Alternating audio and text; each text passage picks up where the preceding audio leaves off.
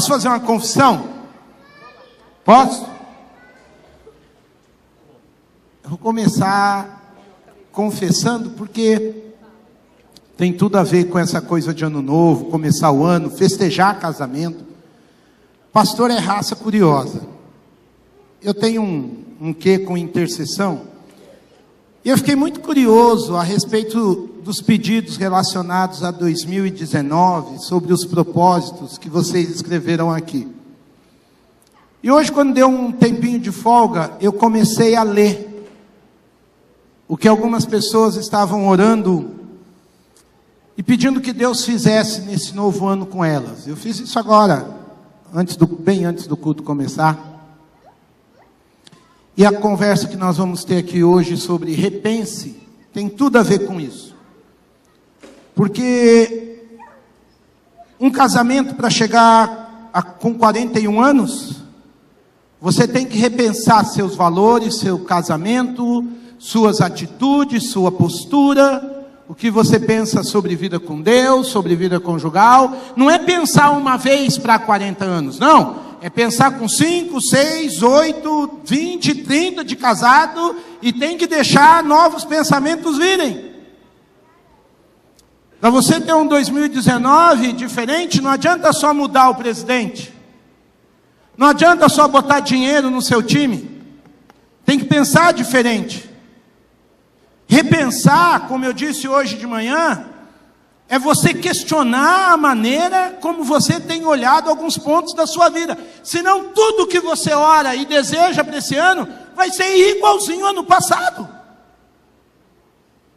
Como você já pediu, clamou, ou tentou ter uma postura diferente há anos atrás, e não mudou aqui. Porque a gente precisa entender que repensar a vida, como eu falei hoje de manhã, antes de tudo é uma guerra mental. Filipenses 4, 7, o apóstolo Paulo vai dizer sobre Deus guardar o coração e a mente em Cristo Jesus, para que a gente experimentasse a paz que excede todo entendimento.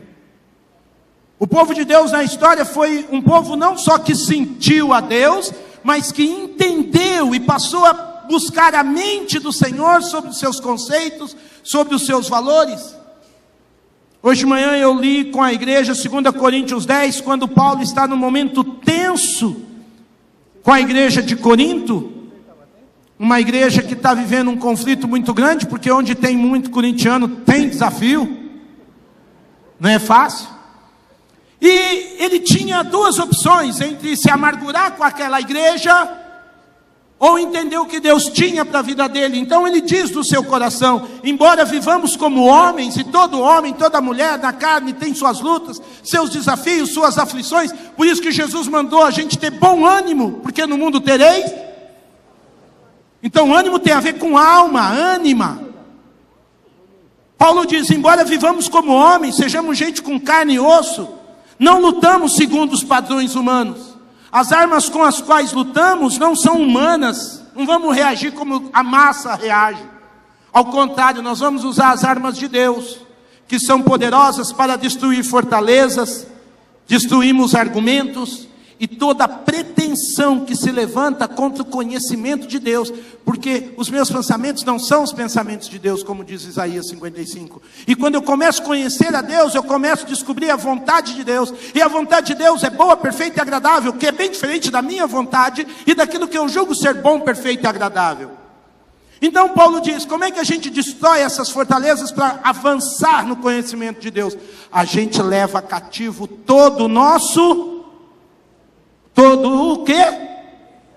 Pensamento, para tornar esse pensamento obediente a Cristo Jesus.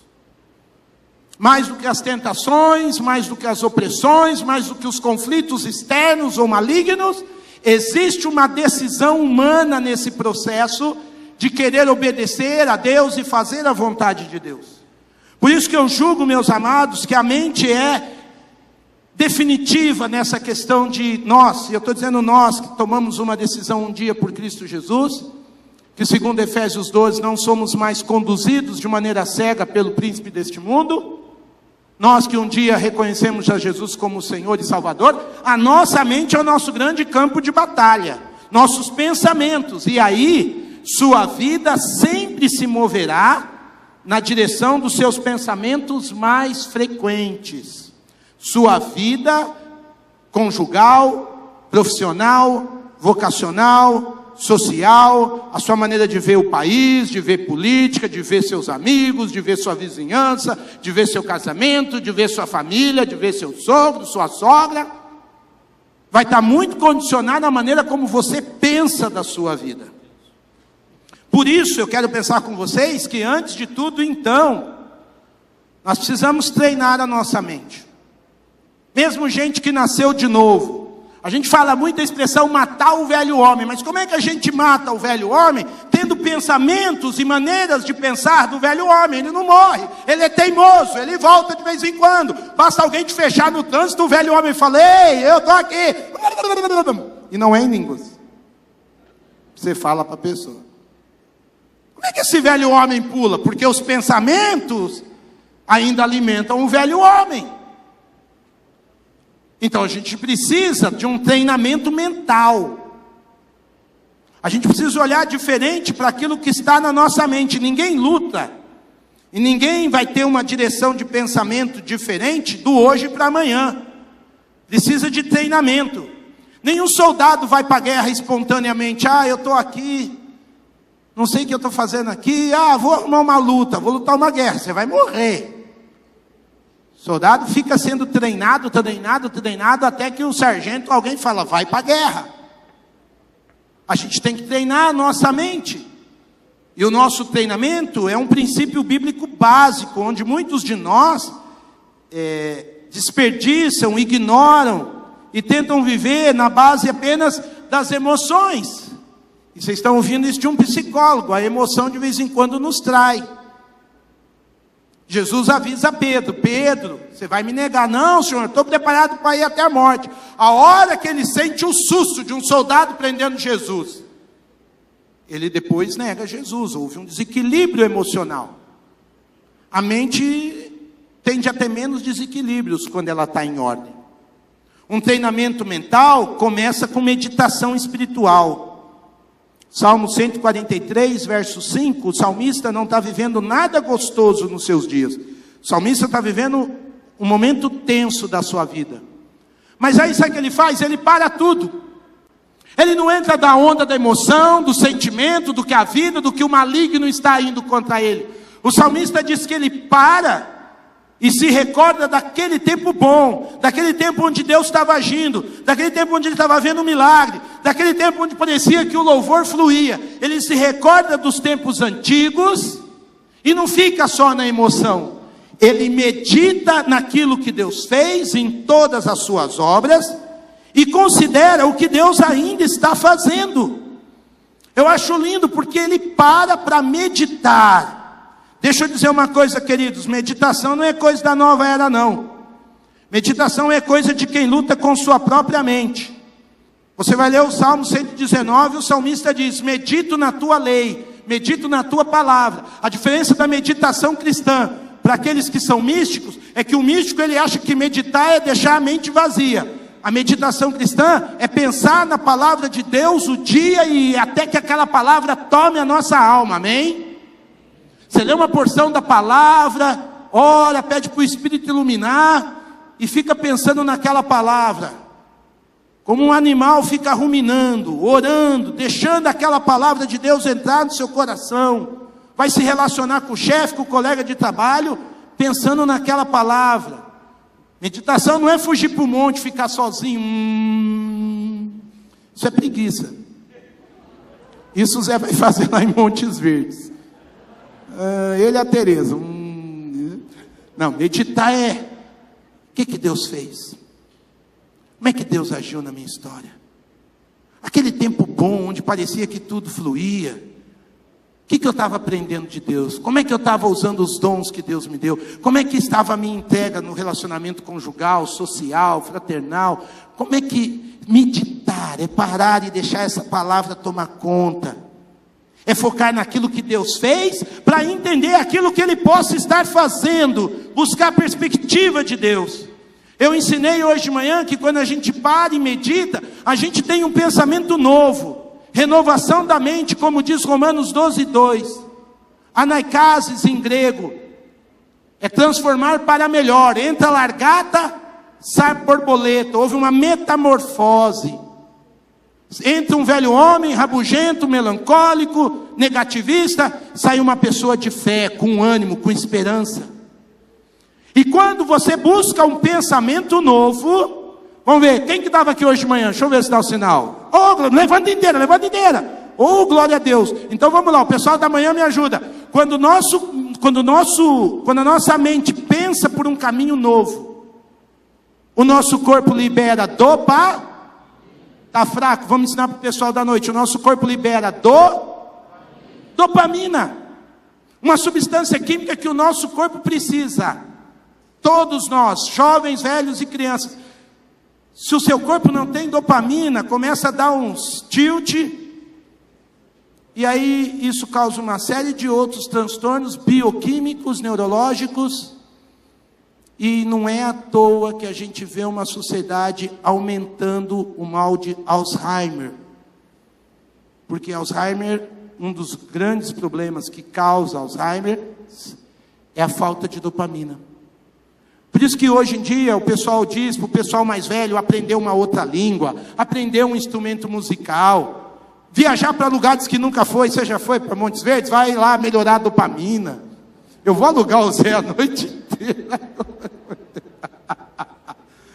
Glória a Deus, você me deu motivo aqui, irmão. Por quê? Porque você liberando a dopamina, a possibilidade da sua mente começar a falhar é menor. Então o treinamento mental que a gente precisa basicamente é buscar em Deus um pensamento novo, uma nova possibilidade de gratidão. É assim que a gente começa levando os pensamentos cativos a Cristo Jesus, porque a gente ora que o Espírito Santo sonde o nosso coração e a nossa mente para que vê se há algum pecado, algum caminho oculto. E quando a gente então busca a Deus, o Espírito Santo traz um pensamento novo para honrar a Deus, e a nossa luta diante da vida, ela começa a se tornar menor. Eu chamo essa segunda parte desse processo de reformulação. De você, olha o que eu estou dizendo, acentuar a sua percepção de vida, de mundo, de por que você vive o que você vive. Eu vi um menininho agora à noite, eu observo gente, viu? Por isso que eu li as coisas, eu sou que nem Jesus. Jesus, o povo estava lá ofertando, Jesus estava observando. Aí ele observou a velhinha, a viúva lá ofertando, ele tirou exemplo, eu fico observando. Está aqui um menininho cabeludo, eu vi um menininho agora, pô, cadê aquele garoto? Já foi, cadê? Cadê ele ali? Ele está aí? Como que ele chama? Como? Não, não é esse aí não, é um cabeludo, Black Power. Já foi pro cultinho? Gente, eu fiquei fã do Lucas. Vocês já viram a cabeleira dele? Deus, que santa inveja, santa. Falei para minha esposa, eu tinha tudo para ter o cabelo do Lucas, mas no meu tempo, não deixava, meu avô cortava na tigela, velho. Crescia o cabelo, o avô ia lá em casa e máquina. Então, reformular, olha por que eu estou dizendo isso. Porque você tem que se abrir. Eu falo, nossa, que interessante, uma criança, que idade ele tem? 4 aninhos. E já tem um Black Power, velho. Coisa linda. Falei para mim, isso foi coisa linda. Quando que você imaginava, tempo atrás, deixar uma criança com um cabelo desse? A sociedade, até mesmo entre os crentes, é pervertido. Não, ele é preto. Ele tem cabelo de negão, só isso. E dos negão bom, dos que não caem, como o meu. Então você tem que perceber o cabelo de uma criança e falar coisa bonita, já gera em você um louvor, já gera em você uma gratidão. Como é que a gente chama isso, Oswaldinho? Reestruturação cognitiva. Você tem as perspectivas de gente que sabe que precisa trabalhar para pensar de uma forma renovada. Hoje de manhã eu fiz um exercício com o povo aqui, foi muito triste o resultado. Se eu tivesse feito à noite, ia ser também. Porque nós avaliamos se o nosso pensamento é mais positivo ou negativo, se ele é mais sereno ou preocupado, se ele é um pensamento mais voltado para aquilo que é celeste do que é terreno e pessoal.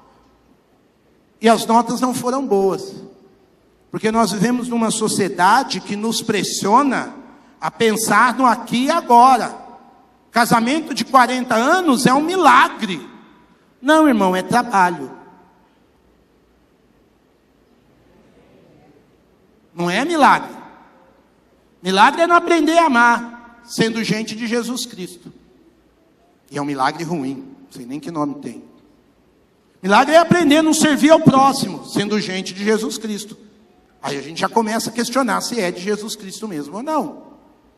Então tem algumas coisas que a nossa mente deveria realmente estar em conflito com este século, mas por outro lado se reformulando. Mas para se reformular, mais do que meditação, é necessário um confronto ao viés cognitivo.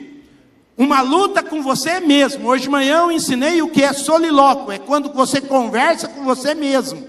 Descobrimos que o Marcão é soliloquês, que fala que é um louco. Com ele mesmo. Negócio de doido. Mas mais do que falar com seus pensamentos, que às vezes podem ser pensamentos tóxicos. Dá um exemplo, Oswaldinho. Salmo 42, salmista olha e conversa com ele mesmo. Por que te perturbas, ó minha alma? Por que te perturbas dentro de mim? Espere em Deus. Ele não está falando isso para ninguém, pregando para ninguém. Ele está conversando com quem? Por que você está agitado, coraçãozinho? Por que você está assim todo orgulhoso, impaciente, ansioso? Deus não tem cuidado de você? Mas isso é o solilóquio. Agora, depois do solilóquio, dessa conversa, você tem que ter um confronto ao seu viés. O que é viés cognitivo, Oswaldinho? Eu falei hoje de manhã que nosso cérebro, meus queridos, ele é meio preguiçoso. Depois que ele pega um caminho, a tendência do cérebro é pegar aquele caminho. E ele não quer nada muito novo. Por isso que temos uma sociedade sofrendo do mal de Alzheimer. E o viés cognitivo são aquelas estratégias mentais que as pessoas já carregam dentro de si como mecanismo de atuação. Você tem um jeito de raciocinar, e tem algumas preferências no seu jeito de raciocinar. Você tem algumas crenças muito íntimas que não mudam. Estão erradas, pastor? São pecaminosas? Às vezes não. A mulher, para mim, tem que viver sempre na cozinha. É uma crença pessoal. Não é nem imoral, nem antibíblica, nem bíblica, mas é uma crença que você tem. Se eu te apresentar uns camaradas que eu conheço, que quando vai para a cozinha, você vai querer cozinhar com eles. Por quê? Porque aquilo muda o seu viés cognitivo. Eu quero pensar com vocês que existem 5 maneiras básicas de pensar cognitivamente, que são como ciclovias. Aí em Ribeirão tem muito ciclovia. Na ciclovia só tem caminho de ida. Não tem 2 bicicletas andando na ciclovia, uma contra a outra. É sempre uma do lado da outra. Aí se você quiser voltar para sua casa, você tem que pegar a ciclovia e fazer a volta lá na frente. Tem gente que a cabeça está formada de um jeito que ele não muda, mesmo depois de convertido. E eu quero pensar com vocês que alguns desses raciocínios, que algumas dessas crenças pessoais têm um pouco de distorção. Você quer um exemplo? Tem gente que mesmo depois de crente, só se relaciona com as pessoas, tem uma dificuldade grande para amar, porque ele é o tipo de pessoa que acredita na primeira impressão. Sabe aquele ditado, a primeira impressão? Tem um bom tanto de gente que pensa assim hoje à noite. Jesus enfrentou um dos seus discípulos, Natanael. Natanael tinha esse viés cognitivo. Quando o André disse para Natanael, achamos o Messias, aquele de quem Moisés falava, Natanael pergunta, de onde que ele vem? De Nazaré. Ah, Nazaré. Do lado de São Domingos, do lado de Zanaga. Nada a ver. Pode vir profeta dessa terra? De lá não vem profeta. O que é isso? É a primeira impressão. Você anda 20 anos com um amigo, com um pastor, com um presbítero, aí esse amigo pisa na bola. 20 anos depois de amizade, você fala o quê? Eu sabia. Desde a primeira vez eu tinha essa impressão. Ah, ticata. Você entendeu? Tem gente que o viés cognitivo é a maioria. É o que a gente chama de conformidade. A voz da maioria, eu concordo. Se a maioria da igreja estiver plantando bananeira, eu planto bananeira. Se a maioria da igreja estiver lendo a Bíblia de cabeça para baixo, eu vou ler a Bíblia de cabeça para baixo. Porque ele tem um alto grau de autocensura. Não é que ele não tem senso crítico, mas ele, no seu senso crítico, ele pensa: quem sou eu para discordar? E aí vai andando com a massa. Quando Deus o chama para uma questão muito individual, ele trava, porque ele não está vendo a maioria fazer. O contrário desse viés é o viés da sobrevivência. Ele não vai com a maioria, mas para justificar o que ele acredita, ele anda naquele 1%. Então ele olha para o filho e fala: você vai ser jogador de futebol, meu filho. Aí o menino não consegue saber qual é a perna direita e a esquerda, mas ele olha para o Neymar e fala: não, você vai ser como o Neymar, seu cabelo é igual, seu jeito é igual, sua risada sem graça é igual. Esse pai não se interessa em saber quantos Ribamar, porque falar do Neymar é fácil, mas 90% do jogador de futebol do mundo é Ribamar. E o Ribamar não ganha nem 3 salários mínimos quando ganha. E aí, aquele pai, aquela mãe que quer que a filha, as mães antes tinham a mania da filha ser modelo. Agora as mães querem que a filha seja youtuber, influencer, mas é modelo. Ah, não, mas minha filha tem que ser, o jeito dela falar, ela na frente da TV. É 1% dos youtubers que ganham com dinheiro. É 1%, mas o pai acredita que o filho dele é a sobrevivência, é o que muda. O que é isso? É um viés cognitivo. E quando a gente olha para o viés cognitivo que a gente tem, às vezes a gente vai se assustar e ver que quase nada de Deus tem naquilo. Por isso que Provérbios, capítulo 3, verso 5, vai dizer para a gente: confie no Senhor de todo o seu coração, e não se apoie, não crie base apenas naquilo que você entende. Não que a Bíblia está chamando você de burro, você tem uma experiência, você tem um senso crítico, você tem uma capacidade boa, mas não coloque, a palavra em hebraico aí é shá, não coloque o seu apoio, a sua proteção só no seu entendimento. Reconheça o Senhor em todos os seus caminhos, e Ele endireitará as suas veredas. Eu acho fantástico, porque se aqui apoio é a palavra chá, a palavra entendimento é biná. O autor de Provérbios, ele fez meio que uma rima. Não se estribes na sua chá, e aprenda a reconhecer a sua biná. Ou seja, biná é uma compreensão limitada. O sábio, no princípio hebraico, judaico, ele sabe que ele é sábio, porque ele tem uma relativa ignorância. Ele sabe que ele precisa que Deus complete. Por isso que ele fala em todos os seus caminhos. Que Deus complete aquilo que a sua experiência de vida não adquiriu, aquilo que seus muitos anos de casamento ainda não adquiriu, aquilo que ele sabe que ele já aprendeu, mas que pela graça de Deus ainda tem mais para aprender. Aleluia. Ai de mim se colar apenas no meu viés cognitivo. Eu tenho que combater o meu viés, porque eu me engano, eu aprendo muito e acho que já sei bastante. Fica de lição para casa, vocês lerem Jó capítulo 28 essa semana. Olha como poeticamente o texto fala do caminho da sabedoria, como a sabedoria sobe, desce e ela se esconde num lugar maravilhoso. E o sábio é aquele que sabe que não alcançou tudo, nem desceu tudo. Por isso que Provérbios 26, 12 vai lá: você conhece alguém que se julga sábio? Há mais esperança para o insensato do que para ele. Porque quem se acha sábio, que já abraçou um viés cognitivo, não ouve mais ninguém. Olha o que o profeta Isaías diz no capítulo 5: ai dos que são sábios aos seus próprios olhos, e inteligentes em sua própria opinião. Ai dessa gente, que está numa situação e vira e fala: não, mas eu já sei, eu já aprendi, eu caí dessa vez, mas eu vou me levantar por causa disso, por causa daquilo. Não, você às vezes caiu, a vida te deu uma rasteira, e você ainda não conquistou a humildade necessária para aprender algo. Por quê? Porque você está preso nos seus velhos pensamentos, que nada tem a ver com moralidade. Velhos pensamentos que você pode ter aprendido quando você era uma criança na escola dominical, mas são pensamentos teus que quando vem à luz da palavra, você tem que reconhecer que você ainda tem que aprender. Ai do homem, ai da mulher que se julga sábio.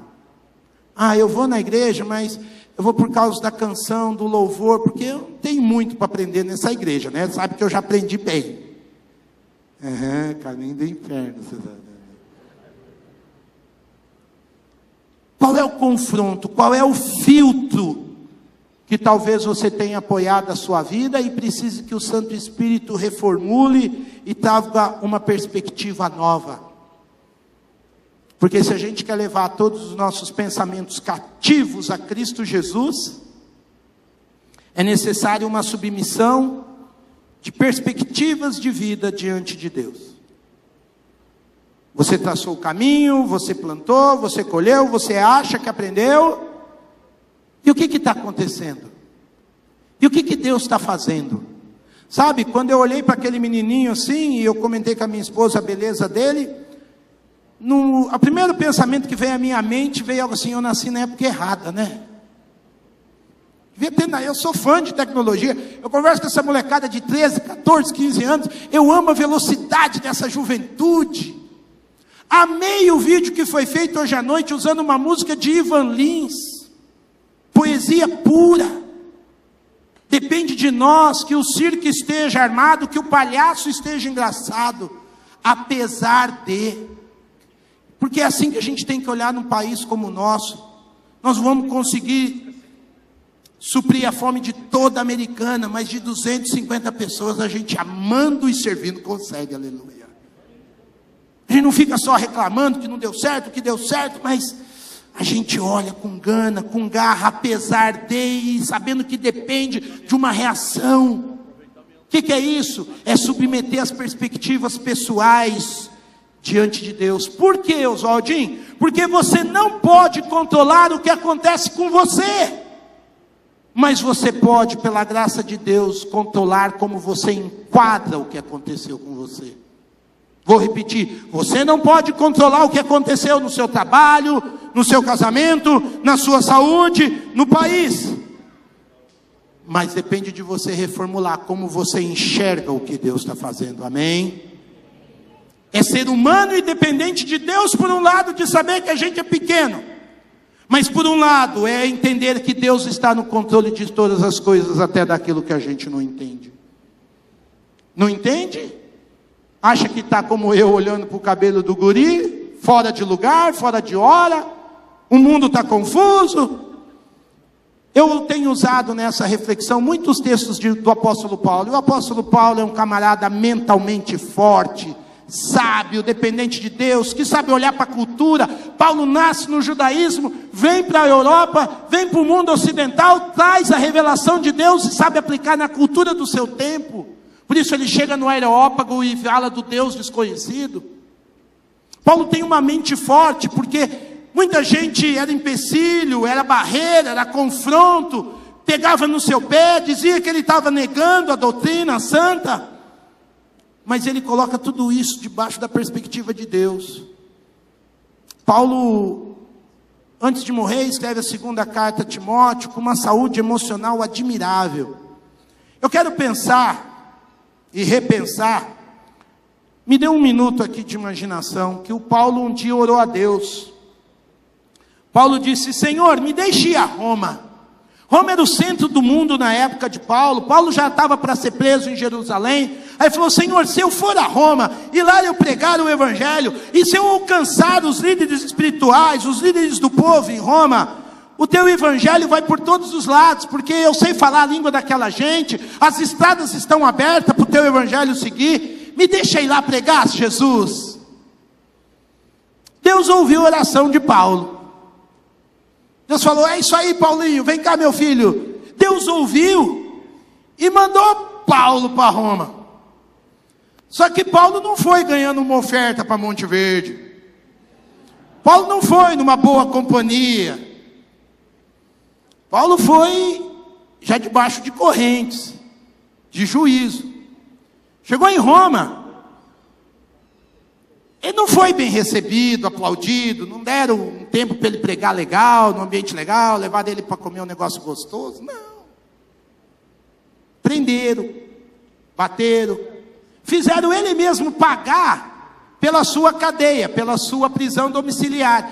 E pior, colocaram um guarda a cada 8 horas, como é que chama? Algemado a Paulo, acorrentado a Paulo. E soldado romano fede. Soldado romano é aquele brucutu. Eu já andei com meu pai, que era caminhoneiro, 3 dias na boleia do caminhão. Se a gente conseguir um banheiro decente, é ruim. Soldado romano era pior. Você imagine os impropérios, as besteiras, os palavrões, as orgias, as idolatrias que saíam de um soldado romano. E Paulo estava amarrado nu 24 horas por dia, sendo que mudava o camarada a cada 8 horas. A cada dia eram 3 soldados. Então foi aí que Paulo escreveu uma carta para a igreja de Filipe, e ele disse assim: agora eu quero que vocês saibam, irmãos e irmãs, que para mim deu. O que aconteceu comigo é uma droga. Como resultado do inferno que passei aqui em Roma, vou desistir da igreja, comunidade, da família e de qualquer igreja local. Eu nunca mais vou voltar para a igreja. Esqueçam esse negócio de amar os inimigos. Vejam onde eu fui parar. Desistam. Que palavras inspiradoras do apóstolo. Foi isso que ele escreveu para a igreja de Filipenses? Mas ele estava nesse problema, concordam comigo? Era esse o quadro, se ele tivesse uma mente fraca. Porque o que ele escreve para a igreja de Filipos, capítulo 1, versos 12 e 14, é o seguinte: quero que saibam, irmãos, que aquilo que me aconteceu tem, ao contrário, em vez de me derrubado, de desanimado, ao contrário, servido para o progresso do evangelho. Como resultado das desgraças, das prisões, das cadeias, dos fedorentos do meu lado, tornou-se evidente a toda a guarda do palácio e a todos os demais, que eu não estou na prisão por causa de Nero, eu não estou na prisão por causa de Roma, eu não estou na prisão por causa de homens, eu estou na prisão por causa de Cristo. Não foram os homens que me mandaram para a cadeia. E os irmãos, em sua maioria, a igreja que ficou sabendo da minha cadeia, em vez de fofocar, em vez de procurar maldição hereditária, em vez de ver se eu tinha um pecado, em vez de achar um problema debaixo do tapete, os irmãos, em sua maioria, deve ter tido uns que tinham esse espírito, motivados no Senhor pela minha prisão, estão anunciando a palavra com maior determinação e ousadia. Aleluia. Percebeu que é o mesmo problema, mas de uma perspectiva diferente? Para qualquer um de nós, Paulo está enrolado, Paulo está mascado, Paulo está no azeite, Paulo está quebrado, Paulo está na cadeia. Para Paulo falou: não, gente, eu estou pregando 24 horas, a cada 8 horas tem um sermão novo para quem chega aqui. Nós sabemos que por causa disso, homens do império vão se converter a Jesus. Um dos motivos de Nero ter atacado Roma, depois que Nero foi acusado de ter colocado fogo em Roma, ele acusou os cristãos, porque ele sabia que o cristianismo já estava chegando aos palácios de Roma. E por quem chegou? Muitos estudiosos acreditam que chegou por causa dos próprios soldados. Deus ouviu a oração de Paulo, sim ou não? Paulo queria ir para Roma, Deus levou? Paulo queria pregar, Paulo pregou? Foi com, como é que chama ali? Foi no leito de paz, tranquilo, suave na rede, tomando aguinha de coco? Mas foi vontade de Deus? Paulo foi para lá, foi pregar o evangelho, mas como prisioneiro, não como professor da sinagoga. Não nas praças, mas trancado numa prisão domiciliar, acorrentado a guardas. Paulo está aqui agora esperando sua futura execução. Você acha que isso abalou ele? De jeito nenhum. Ele falou: pelo contrário, o que aconteceu comigo serviu para avançar o evangelho. toda a guarda do palácio ficou sabendo. Eles achavam que eu era prisioneiro deles. Deus me colocou num lugar estratégico, e eu estou sendo influência na vida de outros. A cada 8 horas eu estou acorrentado. Não, eles que estão acorrentados a mim. Quem vocês acham que é o prisioneiro? Eu ou os soldados? O problema, a situação humana, a mesma. E a perspectiva? Do ponto de vista de Deus, glória. Do humano talvez Paulo morra. E da perspectiva de Deus, bênção pura.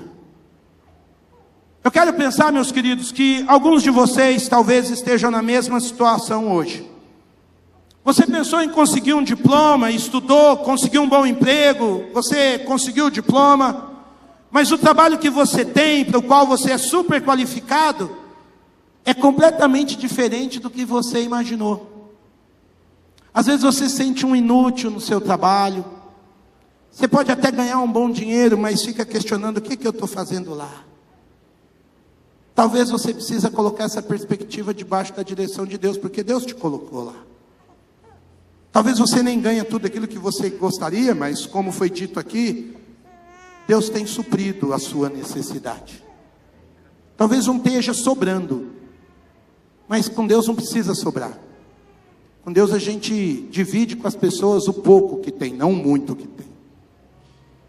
Talvez um dia você pensou em se casar, ter um grande amor. Você pensou, rapaz, moça, vai ser incrível. Quero um casamento igual ao do Zé, 41 anos, você se casou com o seu amado, você se casou com a sua amada. Mas aquele romance todo parece que acabou. A conversa agora é educar a criança, pagar a conta. Cadê Deus no meio desse casamento? O que está acontecendo? Será que Deus está ouvindo a oração? Tá.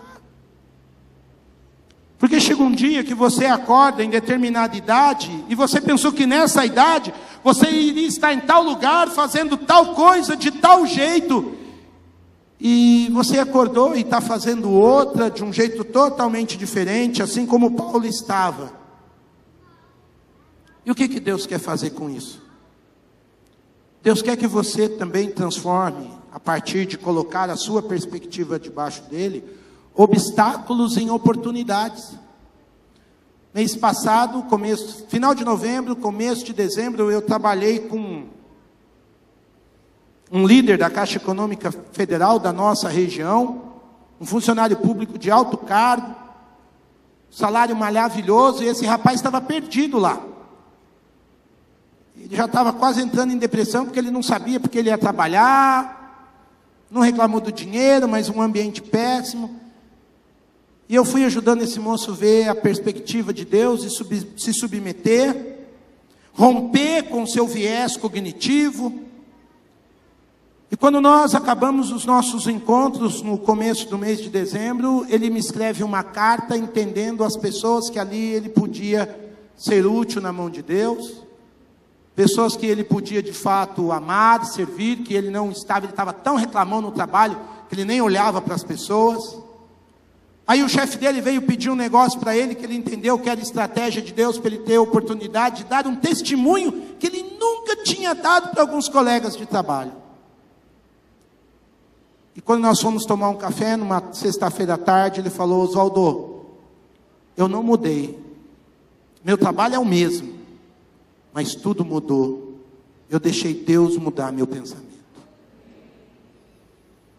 Talvez muitos de nós hoje precisam fazer a mesma oração. Deus, muda meu pensamento a respeito de onde eu estou, de onde o Senhor me colocou, daquilo que o Senhor me chamou para fazer, um olhar diferente, uma mentalidade diferente para o meu casamento, para os meus relacionamentos com os meus filhos, com os meus amigos, com os meus vizinhos.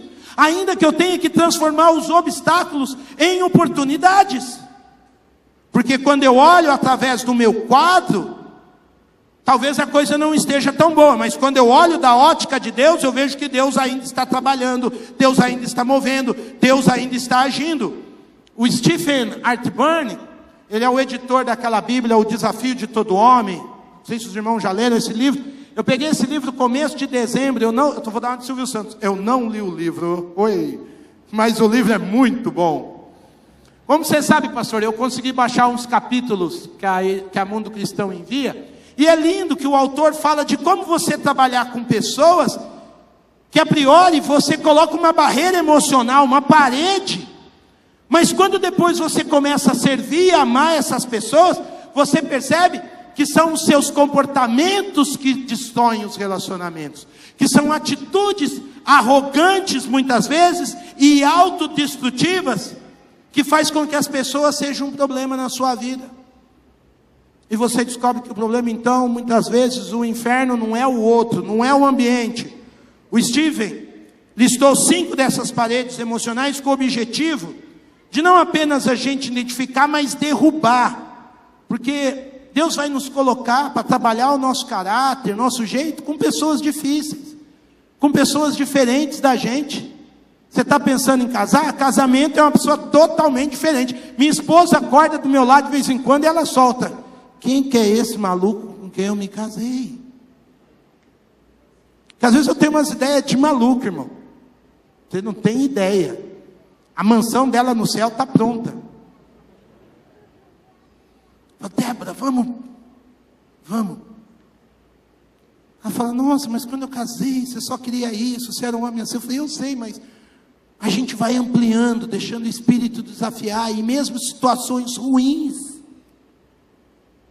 podem ser situações boas, podem ser situações onde eu cresço como homem de Deus, como amigo, como filho, como pai, como irmão, como esposo, ainda que eu tenha que transformar obstáculos em oportunidades. A nossa submissão da perspectiva de Deus vai sempre trabalhar com a nossa identidade e com o propósito de Deus na nossa vida. Se a gente tem foco em Deus, a gente cresce. Se a gente tira o foco e olha para o redor, a gente começa a só ver obstáculos. Eu gosto de pensar no que o Charles Swindoll falou. Eu acho isso lindo. As pessoas que sabem quem são, como filhos, filhas, diante de Deus, servos, servas. As pessoas que possuem um claro senso de sua missão de vida. Todo mundo para escrever poesia, todo mundo para educar criança, todo mundo para trabalhar com autista, todo mundo para ensinar a Bíblia, todo mundo para pintar quadros, eu sei porque Deus me colocou aqui. Que compreendem o plano e o propósito de Deus para as suas vidas, são as que experimentam satisfação genuína. Não se importa de viver com muito, não se importa de viver com pouco, não se importa de viver perto de... Eu conheci esse ano um irmão lá em Ribeirão Preto, tenente da reserva do Exército Brasileiro, capitão Oséias. Oséias trabalha com morador de rua de um jeito que é fantástico. Eu não tenho o dom, a paciência, a amabilidade, o carinho que Oséias tem. Oséias tira do bolso para fazer um trabalho maravilhoso. O padre da Catedral Metropolitana de Ribeirão Preto cedeu a energia elétrica para toda semana ele fazer louvor. O padre principal da cidade de Ribeirão Preto. O padre pede licença para fazer uma coisa na praça, porque não quer atrapalhar o trabalho do Oséias com os moradores de rua. Olha a autoridade que esse irmão conquistou, como um tenente do exército. A família dele agora no Natal acordou 4h30 da manhã para preparar a ceia de Natal para os moradores de rua. Eu tive o privilégio de ser o pregador dessa ceia. Eles estavam com o zoinho tudo no fundo, cansado, tirou do bolso. Um monte de gente ajudou, mas ele acaba tirando do bolso. Só servimos o melhor do melhor para os moradores de rua. Coca-Cola gelada. Coca, não baré. Coca-Cola. Entendeu? Uns frangão desse tamanho, parecia 2, panetone. Quase nunca tem criança na praça, nesse dia tinha. Aí eu falei: Oséias, está cheio de criança. Ele falou: Oswaldo, eu preparei uma surpresa, uns doces, um sorvete para as crianças.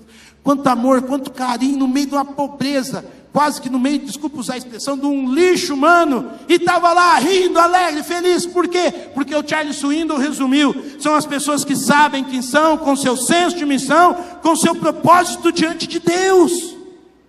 Você não pode controlar o que acontece com você, mas você pode ampliar a sua perspectiva diante daquilo que Deus está fazendo para a glória do nome de Jesus Cristo. Paulo escreve palavras lindas, inspiradoras, ungidas, animadoras, mas do fundo de uma cadeia com um monte de gente fedendo do lado. Não foi no congresso de missões, no congresso de avivamento que o Paulo escreveu a carta. Não, foi no fundo de uma cela, fedida, com gente falando besteira do seu lado. Tem coisa pior que isso? Seu casamento não é pior que isso. Eu quero pensar com vocês um rápido testemunho. Contei de manhã, pastor Leonel, meu amigo em Ribeirão Preto, nas vésperas do Natal. Eu nem estava em Ribeirão. Eu estava passando Natal em Goiás, Goiânia. E eu soube a notícia lá e eu fiquei assustado. Leonel tem 36 anos, 2 anos e meio de casado, um filhinho de 1 ano. Leonel recebe a notícia que tem uma das leucemias mais raras. Em 24 horas o HC abençoado de Ribeirão Preto colocou ele para fazer todos os exames. 2 dias depois, Leonelzão já estava entrando na quimioterapia. Voltei de viagem, não podia visitar o Leonel, ambiente selado, tudo raro. Quando me tive a oportunidade, com o coração bem apertado, fui fazer a visita. Cheguei lá e falei, como é que você está, irmãozão? Falou, Oswaldinho, você sabe que é C, né, meu irmão? Eu falei, oi, o que é ser? Ele falou, não, C, letra C. Eu falei, sei. Ele falou, comigo aqui tá tudo C, velho. Eu falei, o que é? Ou é cura ou é céu. 36 anos. Eu falei, como é que é? Velho, ou Deus vai me curar, ou Deus vai me promover. Eu vou para a glória, irmão. Porque essa doença é radical. Ou eu vou dar testemunho da graça, da misericórdia de Deus, ou eu vou cantar bem pra caramba lá no céu, porque aqui eu canto mal, Oswaldinho. E eu tive o privilégio de ficar 2 horas naquela visita, sendo motivado por um homem com uma mente forte diante de Deus. Um pastor de 36 anos, um jovem pastor. Podia estar reclamando, podia estar angustiando, mas diferente disso, ele estava vendo a coisa da perspectiva de Deus. Nessas 2 horas de visita, chegou a enfermeira para dar o jantar, e eu falei, e aí, moça, ele está dando trabalho? A enfermeira riu, falou, não, ele aqui é uma bênção, ele é uma alegria. Eu raramente vejo enfermeira agradecer a vida de um crente, porque crente dá trabalho no hospital. Os irmãos que são enfermeiros dizem amém. Eu tenho os irmãos que dizem amém. Crente chega no hospital e não aceita estar ali. Eu rejeito. Quando você entra ali, irmão, você vira paciente. Repita comigo. Então Deus está te ensinando paciência, caboclo. E a pior raça para aprender paciência no hospital se chama pastor. E estou ali, e a enfermeira está rindo.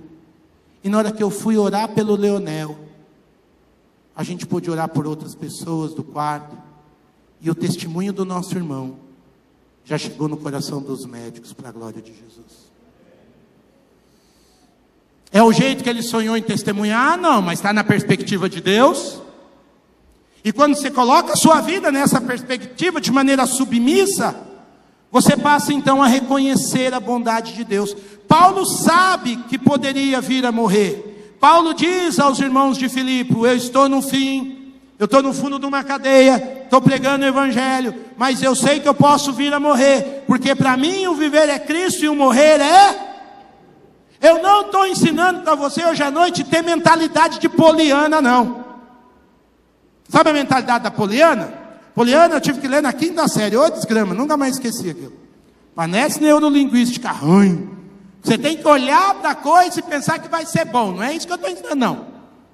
Paulo sabe, está ruim. Pode ser que eu venha morrer, como meu amigo Leonel. Do ponto de vista humano está difícil. Mas eu encontro tudo nisso, a fidelidade e a bondade de Deus, porque eu ainda o louvarei. Não é fingir que não tem problema, não é confissão positiva, isso não é de Deus. De Deus é o viver é lucro. Eu estou na bênção, sou homem de Deus, sou mulher de Deus, orei pela minha família, se tiver que ir, eu vou. Mas a gente precisa ter a sensibilidade de também dar graças pelo que não aconteceu. Como é que chama isso? Livramento. Infelizmente, alguns irmãos aqui, eu ouvi hoje de manhã, foram assaltados. É ruim ser assaltado, é um senso de fragilidade imensa. Psicologicamente é um choque, um estresse. É ruim. ruim ser assaltado, mas louvado seja Deus que a vida prevaleceu. Levou os bens materiais, mas Deus vai dar condição de outros, e se não der, louvado seja Deus da mesma maneira. Agora aí quando a vida continua, a gente continua louvando. Olha o que Paulo diz: morrer, e eu posso vir a morrer no fundo dessa cadeia, é lucro. Agora pode ser que eu venha viver, então eu não vou ficar reclamando, eu vou morrer. Não, olha o que ele diz no verso 22. Caso continue vivendo no corpo, eu vou dar frutos, meus irmãos. Por isso que o Leonel disse, ou é cura ou é céu. Se não tiver céu, se eu não morrer, nós vamos dar testemunho do que Jesus faz. Nós vamos continuar falando do amor de Deus. Nós vamos continuar pregando a graça e a bondade de Deus. Eu quero pensar com vocês que essa disposição contínua de reconhecer a bondade, a real, verdadeira graça e misericórdia de Deus, ajuda a gente a ter uma mente forte. Eu quero pensar que você tem que acordar e dormir lembrando, Deus foi bom comigo. Repita, Deus. Seu dia pode ter sido um terror, velho, mas você voltou para casa. Você pode ter tido o pior dia dos últimos 15 anos da sua vida. Você pode ter recebido a pior notícia dos últimos 5 anos. Mas você tem um altar diante de Deus para chorar. E o mais gostoso é saber que do outro lado tem um Deus que te ouve. E quando você não consegue nem falar, Romanos capítulo 8 diz que o seu gemido, sabe quando você não consegue nem orar? Você chega do lado da cama e faz assim, de tanta dor, cansaço, a Bíblia diz que o Espírito Santo transforma esse gemido em intercessão diante do Pai. Aleluias. Então, Deus tem sido bom. Eu gosto de olhar para o texto, e aqui eu começo a terminar, de Colossenses. O apóstolo Paulo fala, orar sempre, estejam alertas, com ações de graças. Na versão atualizada, o texto diz, vigiando com ações de graças. O que é vigiar? É manter um sentinela. Querido, querida, se você quer uma reformulação mental, para ter um pensamento que conhece a boa, a perfeita e agradável vontade de Deus, você tem que colocar um sentinela na sua mente, um vigia. Como é que se chama esse vigia, Oswaldinho? Ação de graças. Para que você não caia em erros do passado, de ansiedade, de precipitação, coloca um sentinela na sua mente chamado ação de graças. A despeito de todos os pensamentos, todas as ideias, todos os solilóquios, coloque um vigia, que vai procurar aqui um motivo de louvor, de exaltação, de engrandecimento do nome de Deus. Colossenses capítulo 4, verso 2 diz, estejam orando alertas, estejam orando sabendo que vocês precisam combater qualquer desvio mental da verdade, que te ignora ou que tenta desviar você da ideia de que Deus é bom. Porque Deus é bom o tempo todo, até nas horas difíceis. Quando o filho pródigo gastou tudo, olha o menino do cabelo ali. Fiquei fã desse moleque. Falei do C aqui já, tá? Deus te abençoe. Que inveja. Quando o filho pródigo estava lá, no pior momento da sua vida, no pior momento da sua história, o mundo da Bíblia de Jesus diz que estava numa fome. Sabe o que aquele menino pensou? Meu pai é bom. Eu vou voltar para casa do meu pai, sabe por quê? Meu pai é bom, meu pai trata bem os empregados. Teu pai é bom, velho. A vida pode estar judiando, dando uma pisada, te provando, te testando, te rasgando, te traindo, te puxando do tapete. Mas teu pai continua sendo bom. Eu quero terminar, eu gosto muito dessa coisa de repensar, de olhar. A gente ouve muitas canções dos crentes voar alto, voar no céu. E eu sou um cara observador, e eu vi que mente é igual a duas coisas que voam. E eu quero terminar perguntando, qual é o seu tipo de mente? Você tem uma mente de abutre, urubu, carcará? Ou você tem uma mente de beija-flor? Por que, Oswaldinho? O que os abutres encontram, gente? Coisa morta. Carcaça, carniça, E por que eles encontram esse tipo de coisa? Porque é isso que eles estão procurando. Eles voam ao alto, mas procurar o que não presta, o que não tem vida, o que está morto, o que não edifica, o que não traz pureza, o que não traz coragem, o que não traz ânimo. Tem uma outra coisa que voa, talvez não tão alto, mas tem um voo lindo, é o único ser que voa para trás. Beija-flor. E o que os beija-flores encontram? Néctar, coisa doce. Por quê? Porque é isso que eles procuram. Eles não procuram carcaça, eles não procuram coisas mortas. Porque aquilo que você procura com a sua mente é o que você vai encontrar.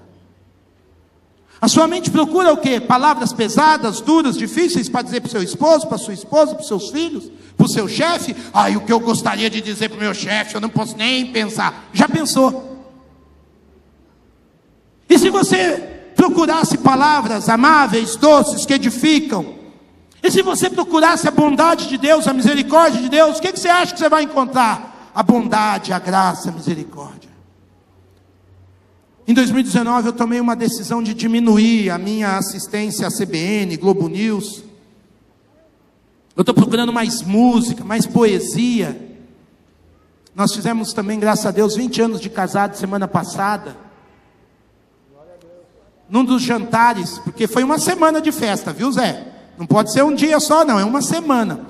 Num dos jantares nós fomos ouvir música cubana. Aí eu encontrei uns caras que louvam a Deus com música cubana. Coisa boa. Tá tudo difícil, mas eu tô louvando. Tá tudo tenso, mas Deus é bom. É o meu sol, é coisa boa.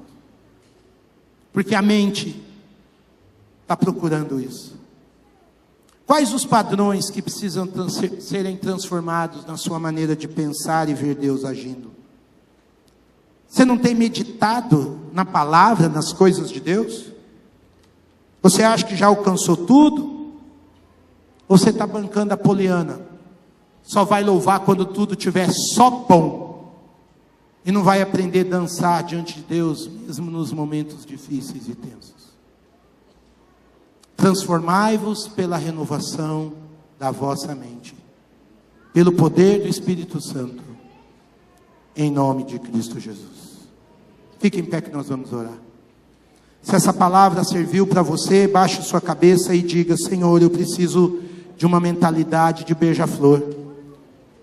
Eu não quero fingir que não há lutas, eu não quero fingir que não há problemas, eu não quero disfarçar a minha dor, mas eu quero encontrar ainda no meio disso tudo a sua bondade. Eu quero submeter a minha vida, a minha história, a minha perspectiva debaixo da sua perspectiva. Eu quero olhar de uma maneira diferenciada para os meus filhos, para o meu trabalho, para o meu casamento. Eu quero deixar que a minha mente, meus pensamentos sejam saturados da graça, da misericórdia, da tua fidelidade, da tua bondade. Tu és um Deus que faz novas todas as coisas, e eu não quero ter o meu jeito, o jeito do meu pai pensar, da minha mãe pensar, do meu vizinho pensar, daquele negativista pensar. Eu não quero ser de direita ou ser de esquerda, eu quero ser gente do céu, que vive na terra acudindo quem precisa, mas com uma palavra nova. Eu não quero envelhecer reclamando do tempo, da vida. Eu quero ser um velhinho sadio, uma velhinha sadia. Eu quero brincar com crianças quando o meu corpo tiver dor. Quando eu não tiver pique de correr com jovens, eu quero sentar no meio da grama e olhar para o céu, porque o Senhor faz novas todas as coisas. Ó Deus amado, nós nos consagramos a Ti, porque reconhecemos que nossas mentes, nossa maneira de pensar é fruto de muitas coisas que às vezes nós nos desligamos. Nos permitimos às vezes entrar na rotina da vida, dos afazeres, dos compromissos, mas de uma maneira sem graça. E por isso nos tornamos pessimistas. Por isso nos tornamos gente que só olha para a notícia da desgraça, da dor.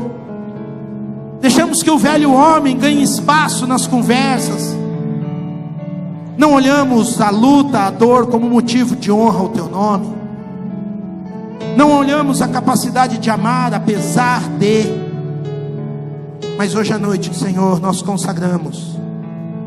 E assim como a Tua palavra ensina que podemos amar ao Senhor com todo o nosso ser, com toda a nossa alma, com toda a nossa mente, nós queremos amar o Senhor, nós queremos prestar um culto racional, onde até mesmo a perturbação da nossa alma se transforma agora num pensamento cativo, levado à obediência de Jesus Cristo, para que Ele seja Senhor das nossas emoções, das nossas atitudes, dos nossos pensamentos, dos nossos comportamentos, da nossa maneira de olhar a vida, o semelhante, a quem nos fere, e aí sim possamos amar o inimigo, como o Senhor amou aqueles que te feriram na cruz.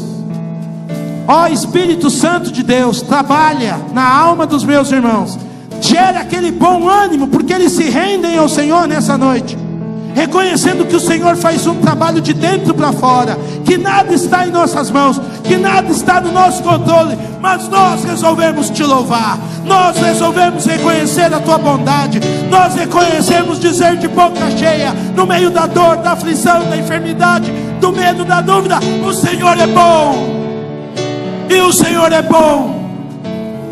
Não sabemos o que se será o amanhã, mas a bondade do Senhor nos perseguirá, fidelidade nos acompanhará, e até o fim dos séculos o Senhor Jesus será o nosso apoio, a nossa graça, a nossa misericórdia, o nosso sorriso, o nosso bom ânimo.